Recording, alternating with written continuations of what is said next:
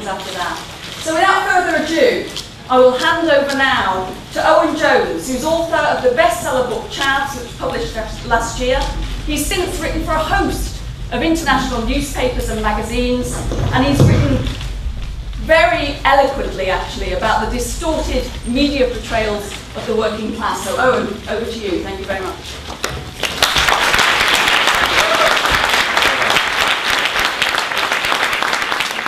Cheers for that, although I kind of can't say anything libelous. I've got a whole rewrite the whole thing. So big. I'm chuffed to be here. Doors open in terms of the campaign, the struggle for media reform. I know that's why everyone's here, apart from those here to see Hugh Grant, of course. I know you're in the audience. And I think the point I make is this. We don't have a free press in this country. We have a press which is free of direct government interference, but that's a different thing. We have a press which is dominated by media moguls with their own political agenda. And that, of course, has been dramatically exposed by the scandal which unfolded from the summer of last year. What's been exposed by the Murdoch scandal is what happens when one media mogul has such a large control over the media industry that they actually have massive power over elected governments. It subverts our very democratic system. And I think, to begin calling for this programme of radical reform for the media, to come up with a slogan which was once popular, which is one media owner, one media outlet. We should not have a situation where large moguls can amass large chunks of the media and then use that as leverage over democratically elected government. Because of course what Leveson's doing is showing the murky links between the political establishment and, of course, the media barons. And it's often a very ugly, unsavoury sight. But I think we need to go further than that as well in terms of looking at the roots of this scandal.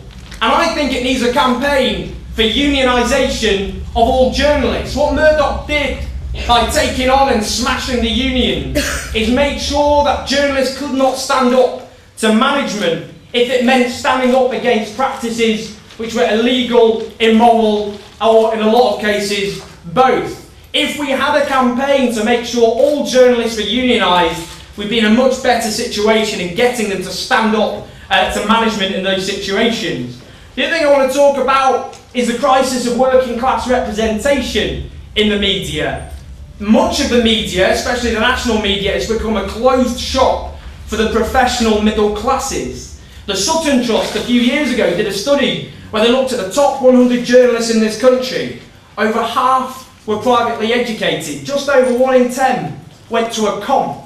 Now that's to do with things like unpaid internships, which are a national scandal. If you're an aspiring working class journalist from Glasgow or Manchester, how can you hope to live in London, one of the most expensive cities on earth, for free in order for months, if not years, in order to get a foot in the door? It's to do with the growing emphasis on expensive qualifications from City University, for example. Again, completely out of the reach of, and I apologise to those from City of the Room, I've just seen a few grimaces.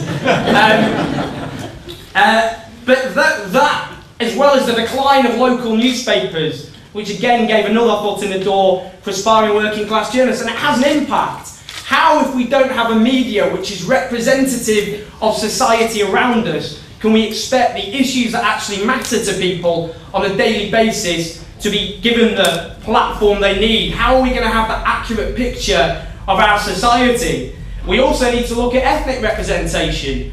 There was a study done a few years ago which showed that 90% in 1 week of coverage of Muslims was negative. This endemic Islamophobia, not just in our society but in the media, needs to be combated by having a voice for Muslims and other groups which are often stigmatised and attacked by the mainstream press. We need to be looking at abolishing, as I say, unpaid internships, to look at scholarships, to get an actual cross-section of society. And we need to be looking at other forms of media. With the rise of social media, we can challenge this stronghold that the corporate media have and look at more democratic forms. The media doesn't have to be a mouthpiece of corporate interests or the professional, affluent middle classes of London. I think this campaign can help build a media which is free from corporate dominance and representative of the society exist to serve. Thank you.